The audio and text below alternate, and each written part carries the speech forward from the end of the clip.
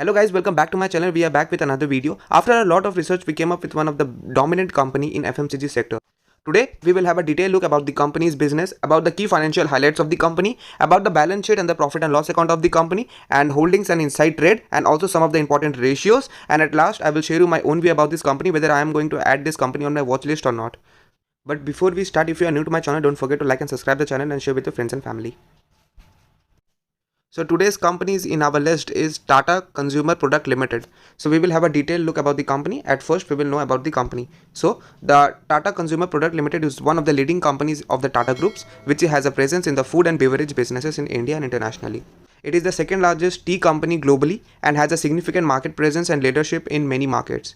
In other regions like South Asia's and many other geographical locations includes Canada, UK, North America, Australia, Europe, Middle East and Africa. Now we will have a look about the joint venture between the Tata Group and the Starbucks companies. So there is a joint venture between Tata Consumer Products and the Starbucks Corporations of America, wherein the company is working toward expanding the presence of Starbucks retail coffee stores in the subcontinents of India. The company has around 221 Starbucks stores in the nation as per financial year 2022. Now we will have a look about the consumer products details of the company. So these are some of the company's details products. The first one is Tata Salt, which is one of the largest salt brand in India. Then we have the fourth largest R&G coffee brand in USA, which is IT.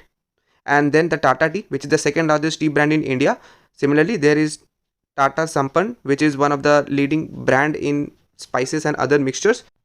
And then is Tetley, which is the fourth largest tea brand in UK and largest tea brand in Canada. Then we have the Himalayan, which is the first natural mineral water brand in India. So these are some of the products of the company. Now let's have a look on the revenue breakdown of the company. So at first we will have the food business, which contributes around 21% of its revenue.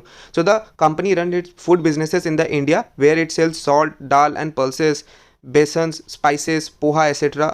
From its brands like Tata Salt, Sampann and Tata NX. The Tata Salt is the market leader in the brand salt category with the significant shares of 30% of the entire category. Then we will have a coffee businesses which contributes around 11% of its revenue. So the Tata Consumer is a promoter of Tata Coffee Limited with an economic interest of 57.5% market share. It sells instant coffee, ground coffee, whole bean, coffee capsule, etc. through the brand name Tata Coffee Grand and 8 o'clock. Its coffee businesses has a presence around India, USA, Canada, UK and Europe. And the third is from the tea businesses, which contributes almost around 51% of the company's revenue. So the company is the largest tea company in domestic market of India and the second largest branded tea company in the world, with a portfolio of major brands such as Tata Tea, Tetley, Larger, Vitex, Good Earth and Tea Pigs. Its manufacturers are a range of tea products such as black tea, specialty tea and many more. Now we will move to the graph of the company. So the current price of the company is around 790 rupees as per 30 June 2022. So the all-time high was around 861 rupees and the low was 650 rupees. The company has given in 1 year around 3% to its shareholders. Now let's have a look on the fundamental key highlights of the company. So the market capital of the company was around 73,300 crores. The PE is around 71. The ROC, which is return on capital employed, is 9.61%. The EPS, which is earning per share, is 11.6 rupees. The book value is 162 rupees. The ROE, which is return on equity, is 6.5%. The promoters holding is around 34.7%. The dividend yield is of 0.77%. The face value is 1 rupees, whereas the 5-year sales was around 12.9%. The 5 years return was around 23%. The 5 years ROE, which is return on equity, was around 6.3% and the 5 years profit was 20.2%. So these were the fundamental key highlights of the company. Now let's have a look on the competitor in the market, in particularly in tea sector. So the company plays a leading role in the industry of tea. This was the complete comparison between its competitor. You can just pause the video and watch the company's other fundamental key highlights. So now let's move on the next sheet, which is the quarterly results of the company. So in quarterly results, so the sales of the company has increases over time. That is, on September 2019 was around 2,350 crores, which has increases to 3,360 crores. The operating profit was around 315 crores as per September 2019, which has increases to 434 crores as per September 2022. The OPM, which is operating profit margin of the company, was around 13% as per September 2019, but it has increases over time to 14% as per September 2022. The net profit after deducting all the expenses and tax was around 208 crores as on September 2019, which has increases to 390 crores as per September 2022. So in net profit, the company has actually increases over time, as in June 2022 it was around 277 crores, which has increases more than in September's quarter. So this was the overall detail about the quarterly results of the company. Now let's have a look on the profit and loss account of the company. So in profit and loss, the sales of the company has increases over time from 6,000 crores to almost 13,000 crores. The operating profit of the company was around 610 crores as per March 2011, which has increases to 1,800 crores as per today. The OPM, which is operating profit margin, was around 10% as per March 2011, which has increases to 14% as per today. The net profit after deducting from all the expenses and tax was around 312 crores as per March 2011, which has increases to 1,200 crores as per today. So this is the overall detail of the company, and even the EPS, which is earning per share of the company, has increases over time from 4.11 rupees as per March 2011 to almost 12 rupees as per today. So now let's have a look on the balance sheet account of the company. So in balance sheet, the company's reserve has increases over time from 3,900 crores to almost 14,800 crores. The borrowings of the company is almost same, which is around 1,000 crores. The borrowings include short-term loans and creditors. The other liabilities, which may be includes in a form of long-term loans, which has increases from 2,800 crores to almost 4,600 crores as per September 2022. This is the overall liability side of the company. And in asset side, the fixed assets, which may be included in a form of land, building, machinery, was around 3,700 crores as per March 2011, which has increases to 12,500 crores as per September 2022.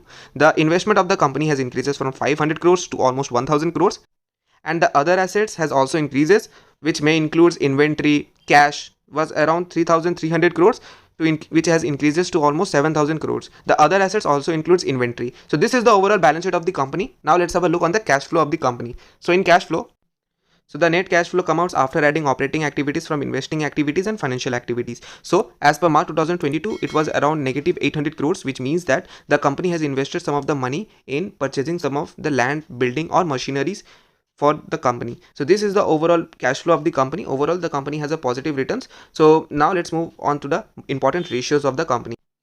So the first one is debtors day. So the debtors day has been decreases by almost 10 days. That is, on March 2011 was around 35 days, which has it decreases to almost 25 days as per March 2022. So the debtors day ratio measures how quickly cash has been collected from debtors. The second one is inventory day, which has also decreases but a little bit. So the inventory day ratio is the average time a company keeps its inventory before it is sold. And the last one is cash conversion cycle, which has decreases by almost 20 days. So the cash conversion cycle means that the number of days that a company takes to convert its investment in inventory and other resources into cash flow from sales.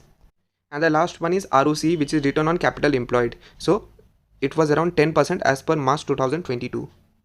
So now let's have a look on the pros and cons account of the company. So in pros, the company has reduced debt. The company is almost debt free. The company has delivered a good profit growth of 20.2 CAGR over the last 5 years. The company has maintained a good healthy dividend payout of 52.4%. And in cons, the stock is trading almost around 5 times its book value. The company has a low ROE, which is return on equity of around 6.2% in the last 3 years. Now let's have a look on the holdings of the company. So as per June 2022, the total promoters holding was around 34.72%, and in that particular there is some pledged shares which was around 0.42%, and mutual funds owns almost around 6%. The other domestic institution hold 8%, the FII holds 25.33%, and the retails own almost around 26%.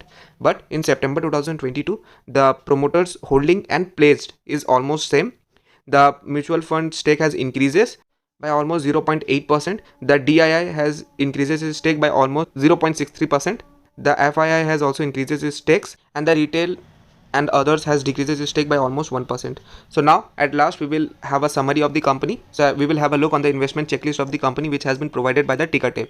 So the current price is more than the intrinsic value. The stock is not able to generate a better return than FD. The stock doesn't offer any attractive dividend returns, and it is a good time to consider as the stock is not on overbought zone, and the stock is not on ASM or GSM list, or not a lot of promoters holding is placed.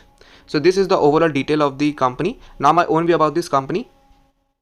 So I personally think that the overall the company is good. Even the company has a dominant market in FMCG sector, particularly in coffee, tea and salt.